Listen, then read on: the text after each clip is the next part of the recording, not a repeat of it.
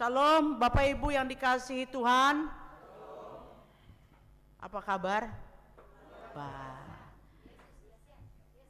Mendengar suara musik yang dimainkan anak-anak muda tadi, apa yang Bapak Ibu rasakan? Amazing. Semangat muda saya jadi meronta-ronta gitu. Andaikan bisa lompat-lompat di situ tadi, bisa lompat-lompat ya. Puji Tuhan ya, kita menikmati sekali ibadah hari ini. Baik, tema kita hari ini adalah kaya dalam kemurahan. Kaya dalam kemurahan. Mari kita membuka 2 Korintus pasal 8 ayat 1 sampai 15. 2 Korintus ayat 8 2 Korintus 8 ayat 1 sampai 15. Kita akan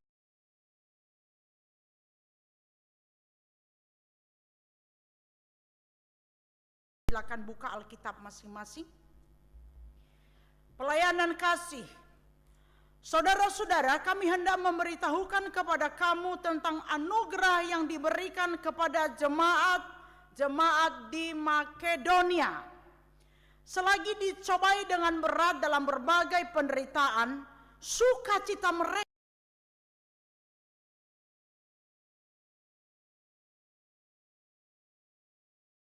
bersaksi bahwa mereka telah memberi menurut kemampuan mereka, bahkan melampaui kemampuan mereka. Dengan kerelaan sendiri mereka meminta dan mendesak kami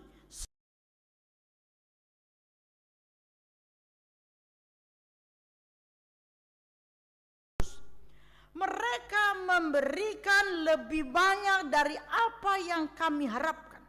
Mereka memberikan diri mereka pertama-tama kepada Tuhan, kemudian oleh karena kehendak Allah juga kepada kami. Sebab itu kami mendesak Titus supaya mengunjungi kamu untuk menyelesaikan pelayanan kasih itu sebagaimana ia telah memulainya. Karena itu sekarang sama seperti kamu kaya dalam segala sesuatu, dalam iman, dalam perkataan, dalam pengetahuan, dalam kesungguhan untuk membantu, dan dalam kasih-Mu terhadap kami. Demikian juga hendaknya kamu kaya dalam pelayanan kasih ini. Aku mengatakan hal ini bukan sebagai perintah, melainkan dengan menunjukkan usaha orang-orang lain untuk membantu. Aku mau menguji keikhlasan kasih kamu. Karena kamu telah mengenal anugerah Tuhan kita Yesus Kristus, bahwa sekalipun ia kaya, oleh karena kamu ia menjadi miskin, supaya kamu menjadi kaya oleh karena kemiskinannya. Tentang hal itu inilah pendapatku. Itu berfaedah bagi kamu yang sejak tahun lalu sudah memulai. Tidak hanya untuk berbuat, tetapi juga untuk berniat untuk itu. Selesaikan jugalah pelaksanaan itu sekarang. Hendaklah pelaksanaannya sepadan dengan kerelaanmu, dan lakukan itu dengan apa yang ada padamu. Sebab jika kamu rela untuk memberi, pemberianmu akan diterima berdasarkan apa yang ada padamu, bukan berdasarkan apa yang tidak ada padamu. Sebab kamu dibebani bukanlah supaya orang lain mendapat keringanan, tetapi supaya ada keseimbangan. Hendaklah sekarang ini kelebihan kamu mencukupkan kekurangan mereka, agar kelebihan mereka kemudian mencukupkan kekurangan kamu, supaya ada keseimbangan. Sebab ada tertulis, orang yang mengumpulkan banyak tidak berkelebihan, dan orang yang mengumpulkan sedikit tidak berkekurangan. Amin. Bapak, Ibu, dan saudara yang dikasihi Tuhan, kaya dalam kemurahan. Saudara, kata kemurahan di sini artinya ketulusan, tidak mementingkan diri sendiri, terdorong dari dalam untuk melakukan sesuatu bagi orang lain. Nah, saudara, kemurahan. Slide berikutnya. Coba sekarang saudara, coba kita cek. Apakah kita termasuk orang yang murah hati atau bukan? Lawan kata dari murah hati apa?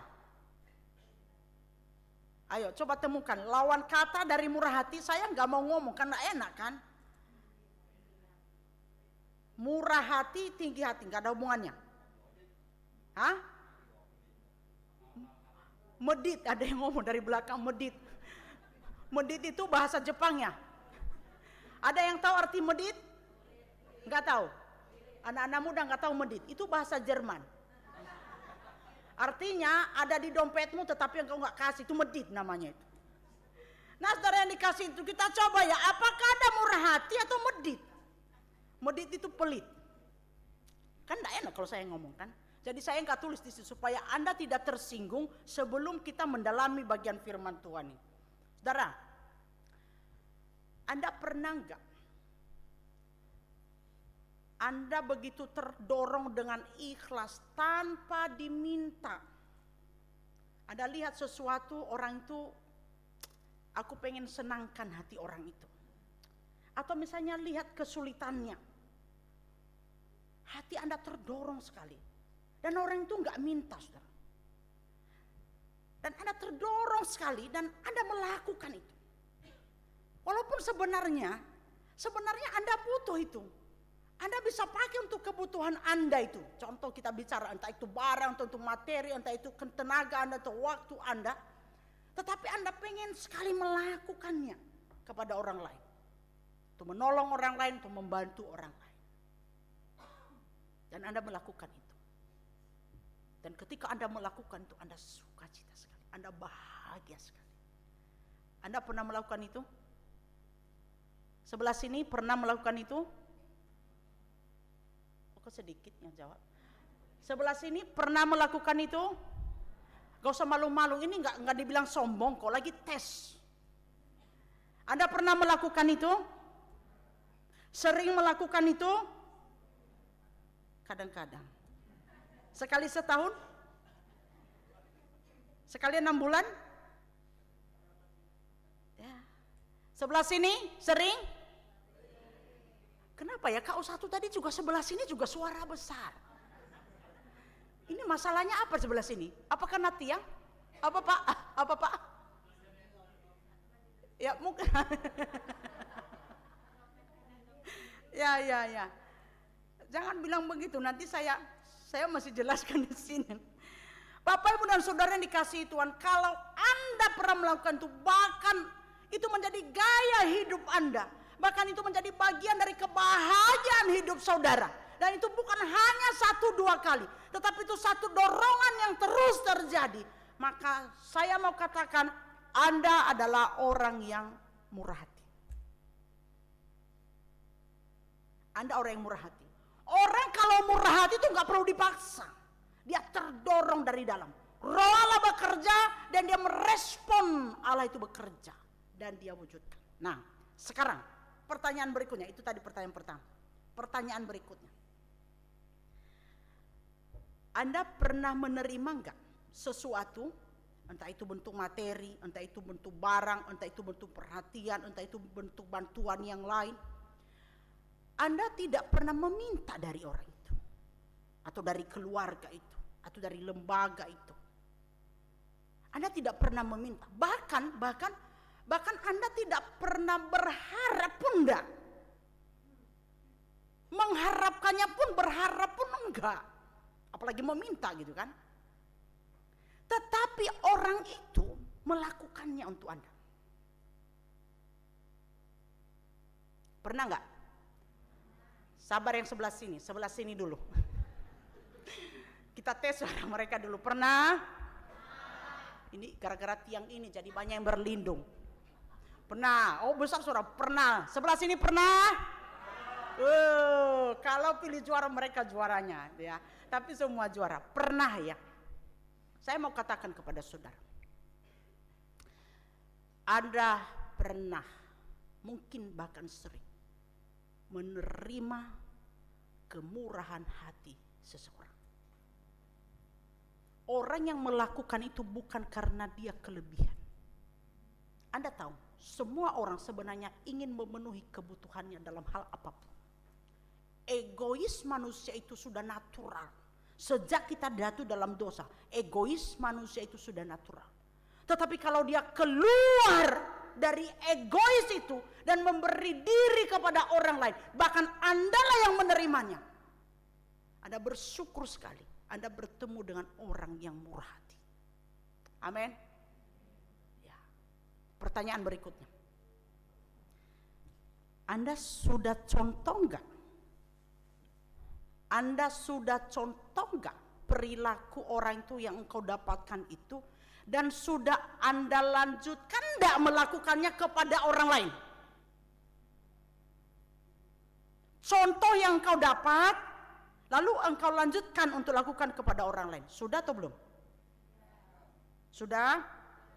Kalau yang ini aku nggak lihat wajah Bapak Ibu, aku nggak teka. Saudara, kenapa saudara? Kecenderungan kita itu adalah apa? Kesini, kesini. Harusnya dia itu begini, harusnya dia itu begini. Sedikit sekali kita berpikir, harusnya aku itu begitu, harusnya aku itu begini, begitu. Betul apa enggak? Ya, ya ini juga yang kencang juga. Jadi bingung saya, apa yang pertama tadi, apa yang kedua tadi. Semua suara mereka besar semua. Nah saudara yang dikasihi Tuhan, apakah Anda orang murah hati atau bukan? Sudah terjawab. Silakan jawab di dalam hati masing-masing. Saudara, melakukan kemurahan hati itu tidak berdasarkan engkau orang kaya secara materi atau engkau orang yang susah secara materi. Kenapa? Setiap orang bisa melakukan apapun. Setiap orang bisa. Itu pertama. Poin yang berikutnya adalah orang yang berhak menerima kemurahan, orang yang membutuhkan kemurahan hati, bukan hanya orang yang secara materi itu kurang. Salah saudara, salah. Kalau Anda hanya berpikir bahwa kemurahan hati yang dikatakan di sini oleh firman Tuhan hanya berlaku kepada orang yang kurang secara materi, maka itulah membutuhkan kemurahan. Semua orang membutuhkan kemurahan hati. Hanya bentuk kemurahan hati yang dibutuhkan tiap orang itu beda-beda. Jangan salah saudara. Bilang gini, secara materi kan aku gak mampu lah, dia lebih mampu lah. Harusnya dialah yang nolongin aku lah. Harusnya dia yang perhatikan aku lah. Ya kan iya stratanya, enggak pakai strata kemurahan hati saudara. Kemurahan hati itu perintah untuk semua orang. Dan harus dipunyai oleh semua orang yang percaya kepada Yesus. Yang sudah menerima kemurahan hati daripada Yesus Kristus. Suatu ketika saudara, suatu ketika ada satu jemaat yang cukup secara materi, cukup sekali. Menurut kita, wah dia itu butuh apa sih? Itu udah punya semua sampai bingung mau kasih apa sih? Tapi Anda tahu, di tengah-tengah jemaat itu, di saat Natal, ini bukan di GKJ Tangerang, karena udah mulai berkeliaran tuh pikirannya, siapa tuh? Nah di sini saya cerita nanti contoh ya. Ada satu jemaat yang hidupnya sederhana. Jemaat itu tahu nggak? Dia memberi hadiah Natal kepada Bapak ini. Tahu hadiahnya apa? Kira-kira menurut Bapak Ibu, kalau Bapak Ibu jadi jemaat yang sederhana ini lalu Anda memberi hadiah kepada orang yang secara materi dia punya semuanya, kira-kira mau kasih apa hadiah Natalnya? Sebelah sini. Coba kasih ide, enggak apa-apa, apa aja. Kan masih cerita aja. Alkitab. Oke. Ada lagi? Masa Alkitab semuanya? Nanti di bawah Bu Yanti jual Alkitab. Ya, dari LI nanti jual Alkitab yang kayak gini ya. Jadi nanti jangan-jangan semua beli, jadi saya tuker-tuker gitu ya. Ayo, apa lagi? Pengalaman hidup. Kenapa semakin sepi? Sebelah sini. Kira-kira mau kasih hadiah apa? Permen? Apa Pak? Pak Kungfu apa kasih apa? Gelas. Oke, bagus sekali gelas, tempat untuk ngopi ya Pak. Ya, oke. Sebelah sini yang paling sebelah sana, nggak ada suaranya. Mau kasih apa kira-kira? Oke, sana, yang dinding sebelah sana. Tambah sembunyi lagi sebelah sana. Mau kasih apa? Ide aja. Hah? Makanan. GoFood ya, online ya. Dia kasih pulpen. Pulpen tidak terlalu mahal, sesuai kemampuannya. Saudara, Anda tahu, ini seringkali ini khotbah seringkali hanya orang kaya kasih orang susah. Orang kaya kasih orang susah. Jarang sekali dikhotbahin orang susah kasih orang kaya. Loh ya, semua orang butuh kemurahan hati. Dia kasih pulpen. Dan Anda tahu, Bapak itu senangnya minta ampun. Senang. Dan baru kali itu ada jemaat yang memberikan dia hadiah. Bahkan baru kali itu orang Kristen, sesamanya Kristen itu memberikan dia hadiah. Lebih banyaknya apa? Semua orang menunggu dia memberi hadiah. Yuk, keringlah perasaannya kan. Tolong lihat kiri kanan. Ini kira-kira gua mau kasih apa nih? Dia masukkan di dalam tasnya. Dia bawa kemana-mana. Dia senang sekali, dia bawa kemana-mana. Dia pamerkan kepada teman-temannya. Teman-temannya yang pada kaya gitu loh. Dia aku dapat hadiah Natal. Pulpen. Dan ini dikasih bukan oleh orang kaya. Bukan oleh rekan bisnis kita. Tapi ini dikasih oleh jemaat yang sangat sederhana. Akan kubawa pulpen ini untuk terus ingatkan aku arti memberi. Bahwa di balik memberi ada orang yang sangat bahagia menerimanya. Dia bawa kemana-mana itu pulpen. Dia nggak pakai untuk karena habis nasi tintanya, dia bawa kemana. Dan itu mengingatkan dirinya, jadi menjadi kesaksian kepada teman-teman. Ayo coba diubah mindsetnya. Jangan melulu menerima, tetapi juga memberi. Habis khotbah ini praktekkan ya. Cari orang yang ekonominya lebih di atas Anda, kasih dia hadiah. Permen boleh, coklat boleh, durian juga boleh. modus ya. Jangan saudara, jangan. Nanti saya kolesterol.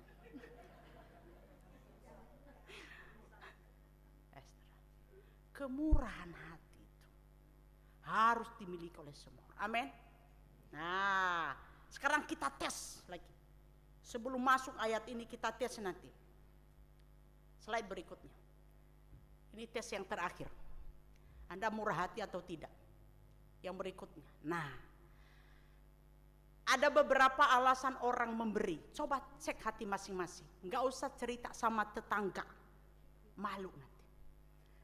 Anda itu memberi, menolong, melakukan sesuatu entah kepada saudara Anda sendiri, kepada orang gereja, kepada pekerjaan Tuhan, kepada lingkungan saudara, kepada lingkungan pekerjaan saudara, atau kepada siapapun. Anda memberi, Anda melakukan sesuatu itu pertama, apakah karena terpaksa atau dipaksa? Ayo, banyaknya terpaksa atau dipaksa? Tahu enggak? Ciri-ciri kalau terpaksa itu karena agak remang-remang, terpaksa tuh teman. Seperti ini. Beri, tapi dalam hati menggerutu. Tahu menggerutu? Aduh, terlanjur tadi kasih itu. Harusnya enggak segitu. Aduh, kegedean itu. Aduh.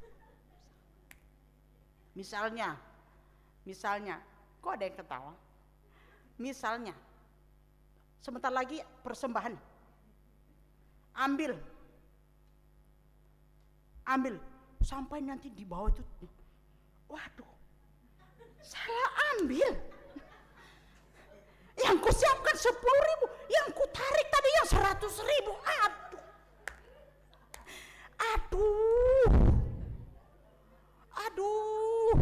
Aduh, gimana ya mau bilang bilang, Pak Akung kembalikan, ya nggak enak.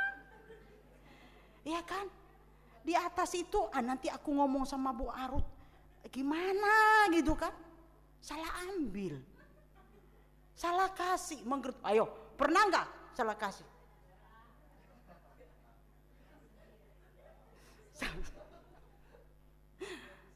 Nggak ada di sini, banyak sebelah sana. Tuhan ampunilah kami, Tuhan Yesus. Ya, kasih tapi menggerutu. Kemudian gini,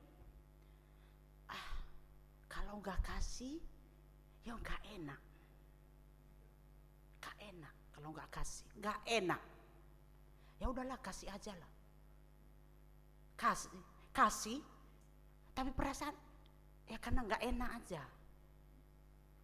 Misalnya nih, si mengumumkan, saudara-saudara yang dikasih Tuhan, kita akan memperbaiki lantai 2. Saudara, beri persembahan ya saudara ya, jangan si iman ya. Waduh, nggak nulis ya, nggak enak gitu kan. Kan nanti pasti kan dibaca nanti semua kertas itu sama simu nanti gitu kan. Pasti kan dibaca, dicari sama Kayeri, siapa aja yang kasih itu. Kan nggak enak. Kasih besar pun, jumlahnya pun jumlah nggak enak. Bukan jumlah ikhlas, tapi jumlah apa? Nggak enak. Ya nanti gak enak kalau hanya kasih tulis 10.000 kan gak enak. Saudara, Anda memberi dengan model ini itu tersiksa banget. Tersiksa banget. Dan Anda gak diberkati, percaya sama saya. Bagaimana Anda diberkati? Baru masuk kantong aja udah salah, Anda udah menggerutu. Bagaimana itu Tuhan kembalikan itu yang 100.000 tadi itu? Menderita sekali orang yang memberi dengan terpaksa. Menderita sekali. Dan Anda tidak bahagia dengan itu. Dan saya yakin dan saya mau katakan Anda tidak murah hati kalau memberi dengan terpaksa atau dipaksa. Hanya karena nggak enak. Apa kata orang? Loh, situ memberi, sana memberi. Nggak enak kalau aku nggak memberi. Saudara, kalau seperti itu mendingan usah beri. Nggak usah beri mendingan. Daripada Anda berdosa di hadapan Tuhan. Dan Tuhan nggak suka pemberian yang terpaksa atau dipaksa. Dan Anda pun tidak diberkati dengan itu. Saya nggak mau bilang amin. Saya hanya bilang amin. Jawab dalam hati. Yang kedua saudara, karena maksud terselubung. Memberi itu tapi karena maksud terselubung. Ada maunya di balik itu. Supaya mendapat pujian. Supaya nanti mendapat balasan. Atau ada sesuatu sebenarnya yang sedang diincar. Nah cilaka saudara, kalau Anda tidak mendapatkannya, maka itu bahaya sekali. Bahaya sekali. Ketika nanti Anda tidak mendapatkannya, Anda akan marah. Anda akan marah. Walaupun orang itu tidak tahu, tapi dalam hati Anda akan marah, tapi Tuhan tahu. Itu pun tidak diberkati. Itu pun bukan kemurahan hati. Mending gak usah. Fair-fairan aja ya, mending gak usah gitu. Daripada Anda tambah berdosa. Dan Anda menderita dengan itu. Nah, baru awal sudah mulai mengkerut sebelah sini. Kayak nanti berkerut sampai kata. Tapi ini baik untuk kita pikirkan sama-sama. Kaya dalam kemurahan hati itu apa saudara? Anda melakukan apapun itu, kenapa? Didorong oleh hati yang mengasihi. Ini yang dikatakan di bagian ini tadi. Paulus katakan kepada jemaat di Korintus. Berikan itu karena kamu sudah mengenal anugerah Yesus. Tuhan Yesus itu kaya dalam segala hal dari sorga. Lalu dia turun ke dalam dunia. Dia rela miskin. Dia kaya. Lalu kemudian dia memberi dirinya. Dia rela miskin supaya apa? Supaya kamu menjadi kaya. Itu kemurahan hati. Itu kemurahan hati. Dan itu kemurahan yang dikehendaki oleh Allah. Itu kemurahan yang diberkati oleh Allah. Nah, saudara yang dikasihi Tuhan, kita melihat di sini. Itu sebabnya saudara, Paulus memberikan contoh jemaat di Korintus, Ya, jemaat di Makedonia, slide berikutnya. Dia membandingkan atau dia menyaksikan bagaimana jemaat di Makedonia. Nah, itu ayat-ayat yang pertama tadi ya. Dia sampaikan ini kepada jemaat di Korintus, saudara. Bahwa ada contoh nih loh jemaat di Makedonia. Jemaat di Makedonia itu memberi dengan luar biasa. Jadi begini saudara. Kisah di bagian ini, ada saudara-saudara Kristen yang lain yang di Yerusalem itu sedang kesusahan. Termasuk secara ekonomi, mereka sedang kesulitan sekali. Nah, ibaratnya begini. Satu sinode, satu pelayanan Rasul Paulus itu kan pelayanan di mana-mana ya. Lalu dia mengumumkan kepada seluruh jemaat yang dia layani di mana-mana bahwa saudara kita di Yerusalem lagi kesulitan, lagi kesusahan, lagi menderita. Ayo kita bantu yuk. Dan itu didengar oleh seluruh jemaat. Saudara, ada yang merespon, ada yang tidak merespon, dan ada yang merespon dengan luar biasa. Nah, salah satunya adalah jemaat di Makedonia. Jemaat Korintus pun sudah mendengar itu.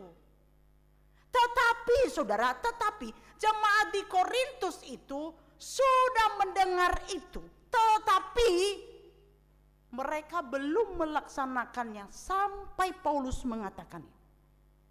Jemaat di Korintus itu sudah merancang. Coba ayat yang ke-10. Tentang hal itu, inilah pendapatku, itu berfaedah bagi kamu sejak tahun lalu sudah memulai. Sudah setahun mereka rancang. Sejak tahun lalu kamu sudah memulai. Tidak hanya untuk berbuat, tetapi juga berniat. Bukan hanya memulai, tapi ada niat. Selesaikan juga lah pelaksanaannya sekarang. Ada tahu maksudnya apa? Sudah dirancang sejak tahun lalu. Bahkan sudah diniatin. Tapi apa? Belum dipraktekkan. Setahun loh. Masih rapat terus 1 tahun. Gak jadi-jadi. Masih Anda niat. Saudara banyak loh gitu. Banyak kita seperti itu. Iya ya. Aduh iya ya. Aku pengen banget ya nolongin ya. Iya ya. Ya butuh bantuan ya. Oh yang sana ya. Waktu Anda mendengar sesuatu tergerak saudara. Oh iya ya, aku pengen sekali tolong saudaraku itu. Oh iya ya, aku pengen sekali tolong tetanggaku itu. Ya aku pengen tolong itu pekerjaan Tuhan itu. Ada niat. Tapi hanya sekedar niat. Belum dipraktekkan. Ayo sekarang coba daratkan.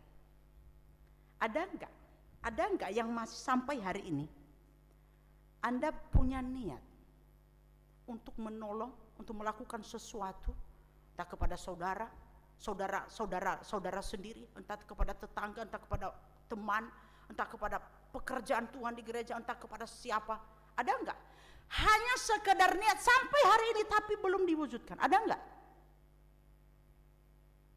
Coba pikir-pikir. Sebelah sini ada enggak? Atau enggak pernah mikir? Enggak pernah mikir orang lain? Ada enggak? Ya.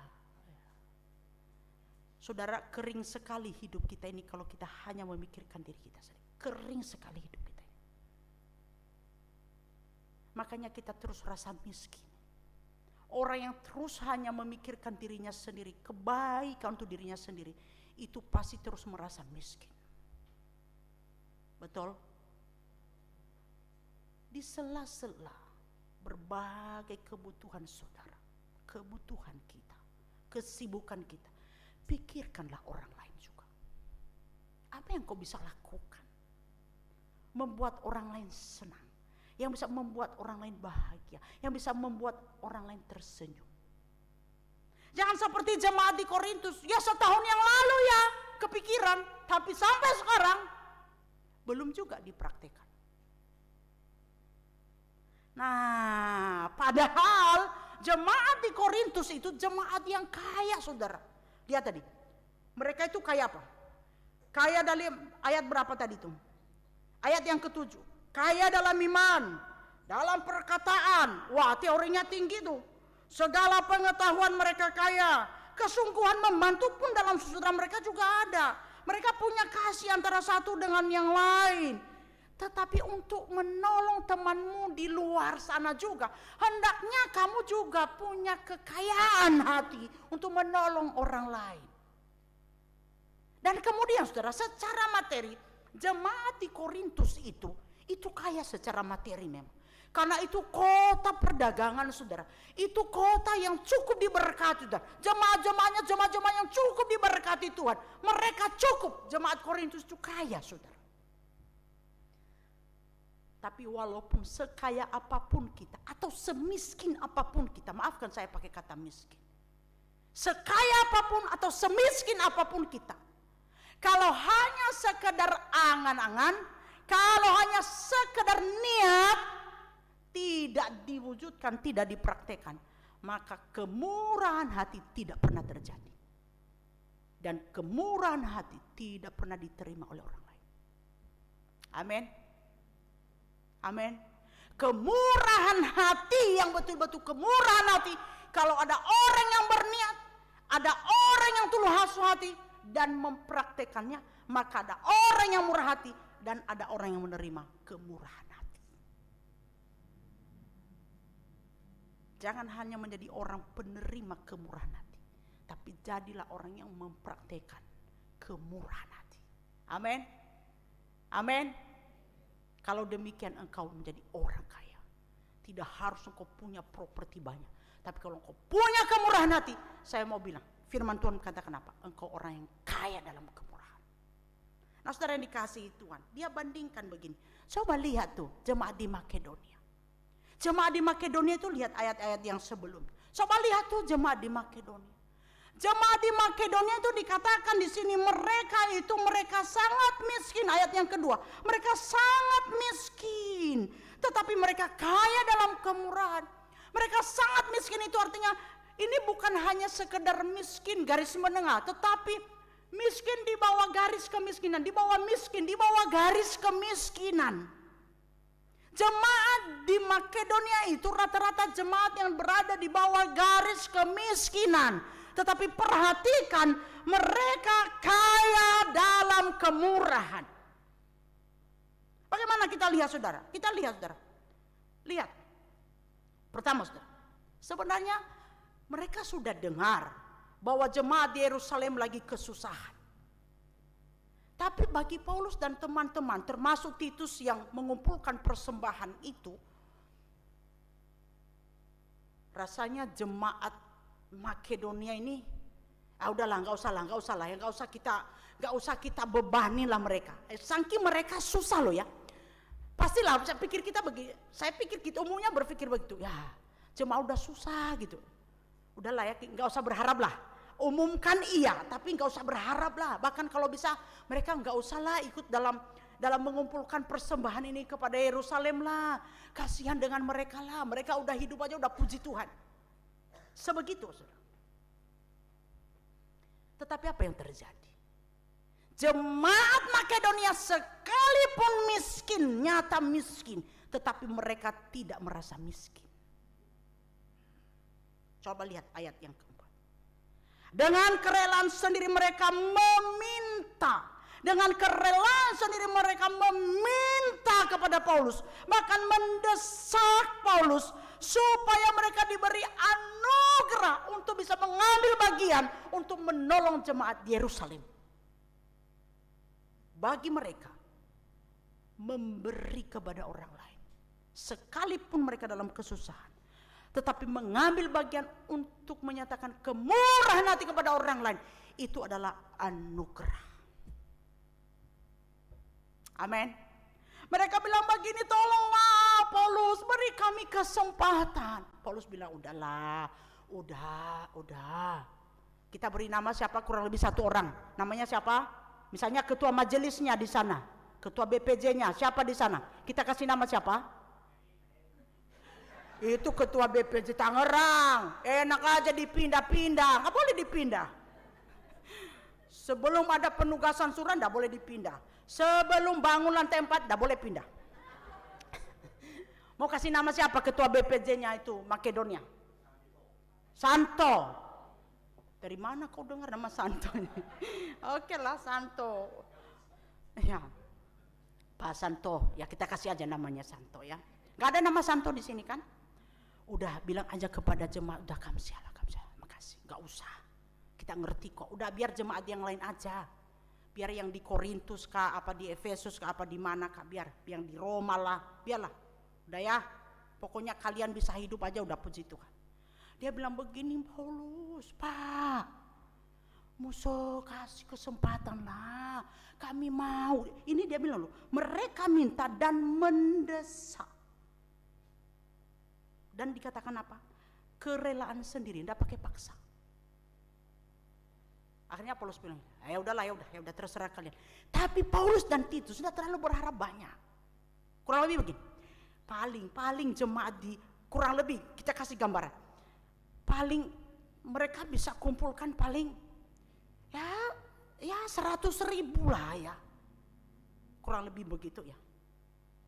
Ya jangan terlalu berharap banyak lah ya Titus ya. Nanti kalau kamu kumpul persembahan di sana, nanti jangan terlalu harap banyak ya. Paling 100.000 sesuai kemampuan mereka. Tetapi Anda tahu dikatakan apa di sini? Jemaat Korintus yang miskin secara materi, memang miskin, tetapi kaya di dalam Tuhan. Kaya di dalam kemurahan. Dibilang apa? Ayat yang ketiga.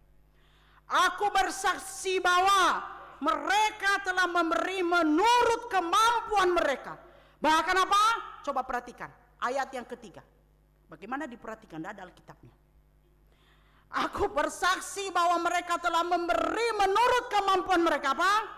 Bahkan melampaui kemampuan mereka. Melampaui kemampuan mereka. Melampaui, artinya itu jauh sekali dari apa yang dipikirkan tadi.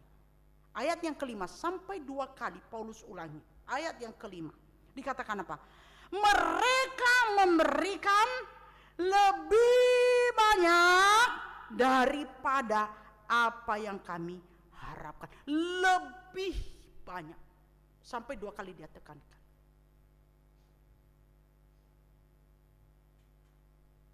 Ya kurang lebih mereka paling lah ya.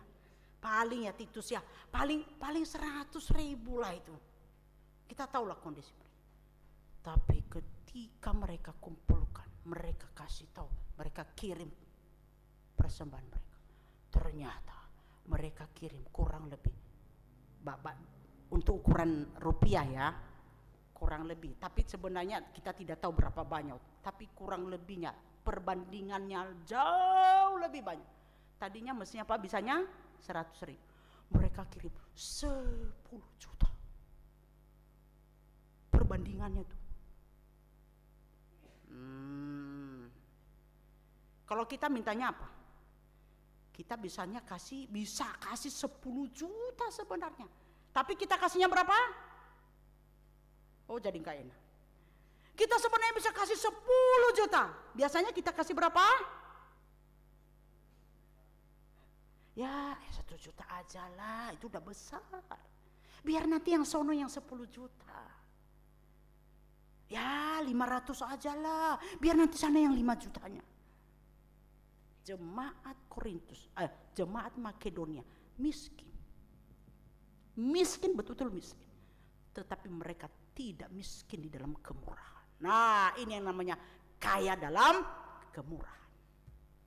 Amin. Nah, saudara yang dikasihi Tuhan, slide yang berikut. Kita baca sama-sama. 3 ya.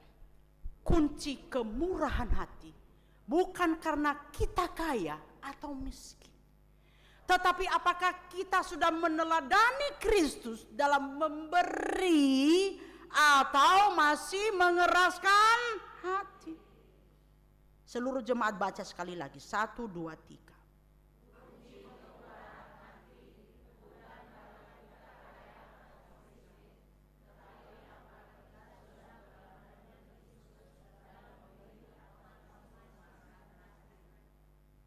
Itu yang dikatakan di ayat 9 di sini.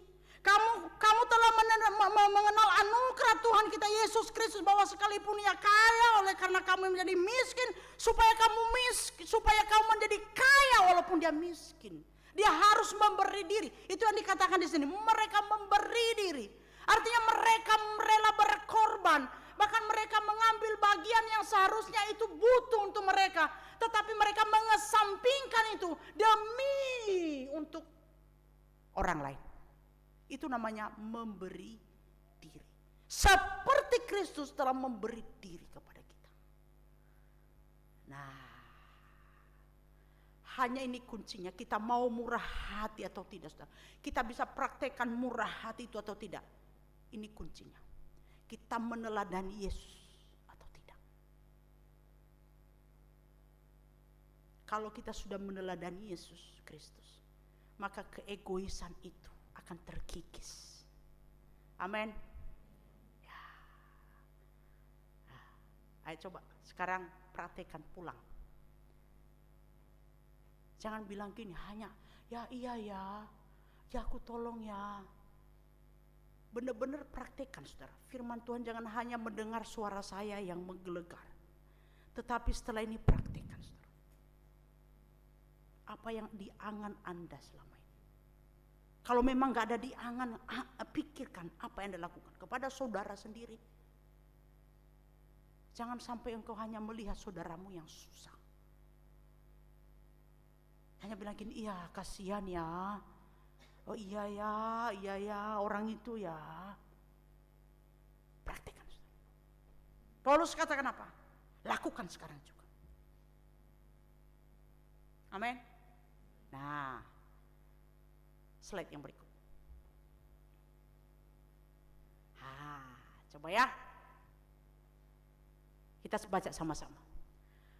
Pemberian yang berkenan di hadapan Tuhan dan yang diberkati Tuhan dan yang menjadi berkat adalah pemberian yang dilakukan dengan rela hati, bukan karena terpaksa atau karena ada maksud terselubung di dalamnya. Perhatikan ini baik-baik ya. Beri dengan kasih, jangan terpaksa. Jangan karena motivasi lain. Anda hanya menambah dosa. Kelihatannya di luar baik memberi, tetapi sebenarnya tidak berkenan kepada Tuhan. Slide yang terakhir. Yang terakhir. Nah, kita baca sama-sama 3 ya. Kemurahan hati hanya bisa terjadi ketika kita bisa merasakan apa yang dirasakan orang lain.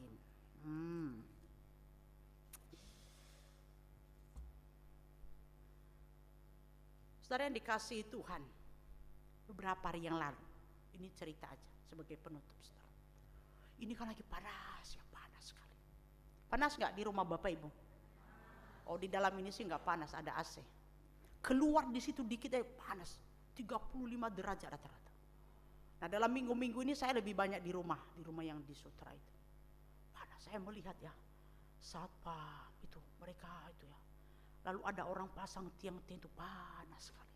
Saya pergi ke depan aja panas luar biasa. Saya lihat mereka panas sekali. Saya juga panas sekali. Saya kepengen minum yang dingin. Wah, saya sambil ngomong ini sambil nelen air dulu. Kepengen minum es buah. Ya habis ini pada bikin es buah nih, ya kan? Waduh, saya minum. Kan ada air di kulkas panas. Saudara, saya lihat mereka. Wah. Saya ke belakang. Saya sendiri karena musuh ke sini, hanya malam musuh ke sana. Saya ambil, ada timun di dalam kulkas. Saya parut.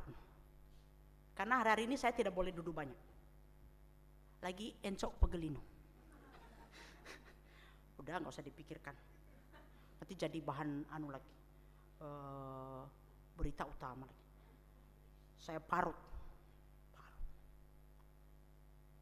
Cukup banyak. Karena Musa itu suka makan timun, selalu ada di kulkas timun. supaya dia tidak darah tinggi melihat saya dan mendengar saya ngomel terus. Jadi selalu saya sediakan timun menetralkan darah tinggi musuh. Dah, jangan dibahas gosip nanti. Saya parut, nanti bisa dibeli lagi buat musuh. Parut. Saya kasih air aqua, saya ambil es batu plak, kasih. Saya bikin apa? Es yang jelas. Bikin apa? Es timun. Es buah juga sih, cuman buahnya 1 biji doang, 1 jenis doang. Tadi yang kita sebut nama musuh, tolong jangan kasih tahu nanti sama saya. Nanti musuh bilang ini orang satu ngomong apa tadi ya. Nah, saudara, baskom, tambahin sirup. Ada yang ngajarin saya, ibu tuh di belakang tuh, ada sirup hijau-hijau gitu, masukkan. Nggak usah pakai gula. Enak sekali. Panas-panas begini enak nggak? Enak. Nanti kita bikin di bawah ya. Ya Tuhan, mereka sangat mengharapkannya.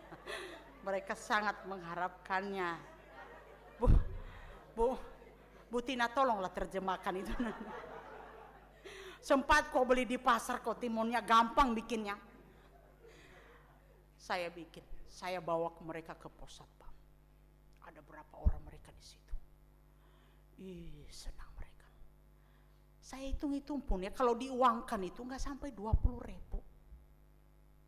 Ya sama sirupnya lah katakanlah 20.000. Senangnya mereka, Bu, terima kasih ya Bu. Saya tahu rasanya minum air dingin. Pengen minum air dingin di saat panas begitu. Dan saya tahu rasa yang sama itu mereka rasakan. Gak pakai mahal. Mereka senang sekali. Sampai cerita ke kepala satpam. Mereka WA, mereka foto. Sampai kepala satpam itu kan sohib sama saya. Namanya Pak Agus. Sohib loh, gak percaya loh. Pak Agus namanya. Lu tanya sama Musa, kemarin aja di sana nongkrongan sampai jam berapa malam sama dia. Loh, jangan curiga macam-macam. Ada Musa di sini. Mereka, gak kira lah. Ya, mereka foto kirim. Pak, Ibu pendeta, mereka tahu kita sana. Saya nebeng-nebeng, Musa kan pendeta, gua nebeng-nebeng. Ibu pendeta, bikinkan kami es buah. Malamnya Pak Agus datang. Bu, bikinkan aku juga dong. Saya bilang sabar, besok. Musa beli mangga, saya parut mangga. Karena di sana nggak ada blender. Gak usah nanti beli blender, ada di situ. Saking saya belum bawa, nanti dipikir modus lagi. Saya parut, ada Musa beli parut itu yang saya bikin esan besoknya, karena Pak Agus minta, terus teman-temannya juga minta, kan? Saya pikir, aduh ya senang minta, gak pakai mahal. Buah itu berapa Bapak beli kemarin? 1 kilo hanya 15.000. Anda punya nggak 15.000? Punya lah, nanti pulang parut ya, kasih tetangga saudara, kasih satpam. Di mana? Kasih tetangga saudara, pasti senang sekali. Iya loh saudara. Masa ini sederhana tapi banyak hal yang bisa kita lakukan.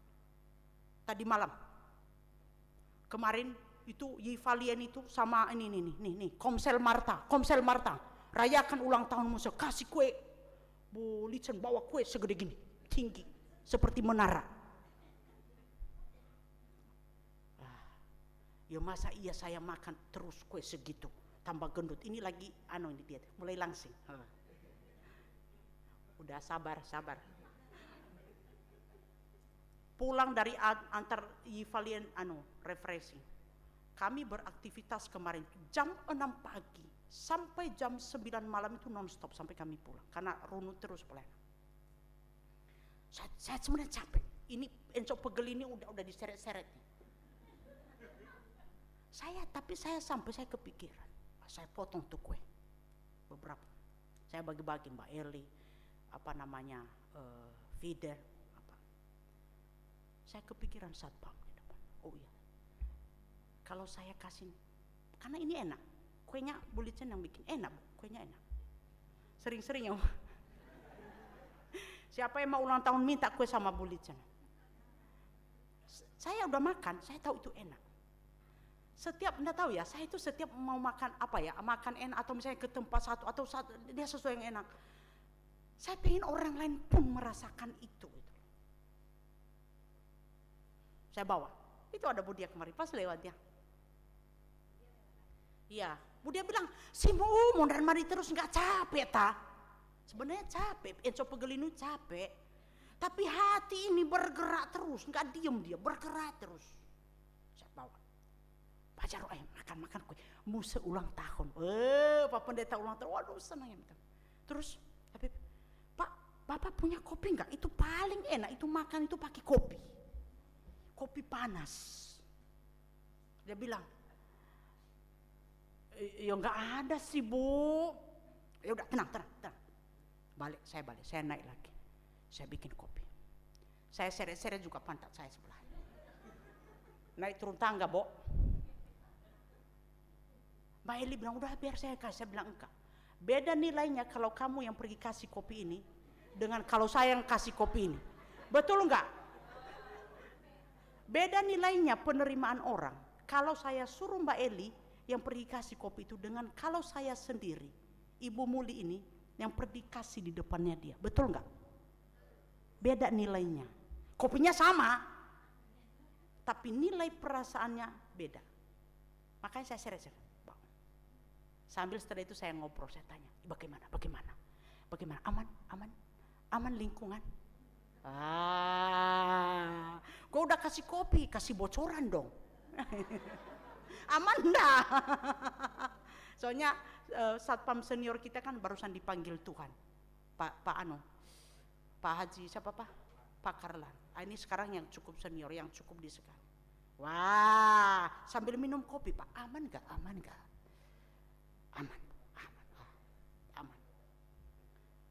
Jadi sebenarnya kemurahan hati itu timbal balik. Oke. Jadi maksud saya aja dia ngobrol sekilas. Jadi supaya tidak kesannya hanya pergi kasih makan orang, tidak begitu. Tapi aja ngobrol sebentar. Senang gak? Dia senang, saya senang. Saya bahagia. Apa kemudian saya teper sampai saya tidak bisa khotbah hari ini gara-gara saya naik turunannya kasih dia kopi? Enggak. Tuhan kasih saya kekuatan, bisa berdiri khotbah 2 kali hari ini. Suasana saya besar sekali lagi. Kemarin saya kasih itu orang-orang itu satpam itu es buah. Hanya dalam hitungan hari ada yang kirimkan saya bubur babi. Ada orangnya di sini. Saya nggak kasih tahu, nanti kalian minta sama dia lagi. Kirim sampai ke sana karena dia tahu saya lagi kurang sehat. Ada orangnya di sini. Ini agak depan. Jangan kita kasih tahu, mereka minta nanti. Saudara, kaya dalam kemurahan. Tapi bukan dengan terpaksa. Bukan juga karena maksud terselub. Tetapi kasih Tuhan itu yang menggerakkan. Itu yang diberkati Tuhan. Amin. Ya. Mari kita baca ayat yang 2 Korintus, ya. 2 Korintus pasal 7 ayat 12 sebagai bagian penutup. 2 Korintus pasal 7 maafkan saya. Matius pasal 7 dulu. Matius pasal 7 ayat 12. Matius pasal 7 ayat 12. Kita baca sama-sama 3 ya. Segala sesuatu yang kamu kehendaki supaya orang perbuat kepadamu, perbuatlah demikian juga kepada mereka. Itulah inti Taurat dan nabi-nabi. Itulah inti Taurat dan nabi-nabi. satu ayat lagi sebagai penutup ya. Saya harap ini kita semua buka. Ayat 9. 2 Korintus pasal 9 ayat 10. Ini janji Tuhan. 2 Korintus, ini lanjutan sebenarnya dari ayat ini. 2 Korintus pasal 9 ayat yang ke-10. Sama-sama kita baca. 2-3 ya. Ia yang menyediakan benih bagi penabur dan roti untuk dimakan. Ia juga yang akan menyediakan benih bagi kamu dan melipat gandakannya serta menumbuhkan buah-buah kebenaranmu. Kalau engkau mengalirkan buahnya, minggu lalu apa? Firman Tuhan bicara tentang apa? Hidup yang berbuah kan? Kalau engkau mengalirkan buah-buahnya, siapa yang menyediakan benih? Tuhan pasti sediakan benih bagimu. Amin. Benih itu artinya apa? Dia terus bertumbuh. Hasil dari benih itu engkau bagi sebagai kemurahan. Maka Tuhan akan terus siapkan benih bagimu untuk bertumbuh. Dan engkau bagi. Engkau makan, engkau bagi. Engkau makan, engkau bagi. Amin. Tapi kalau engkau tidak alirkan, engkau ungkap semuanya. Aku kan susah. Yang sana aja, salah saudara. Enggak miskin, enggak kaya, semua sama. Harus punya kaya dalam kemurahan. Maka Tuhan percaya, Dia akan siapkan benih itu untukmu.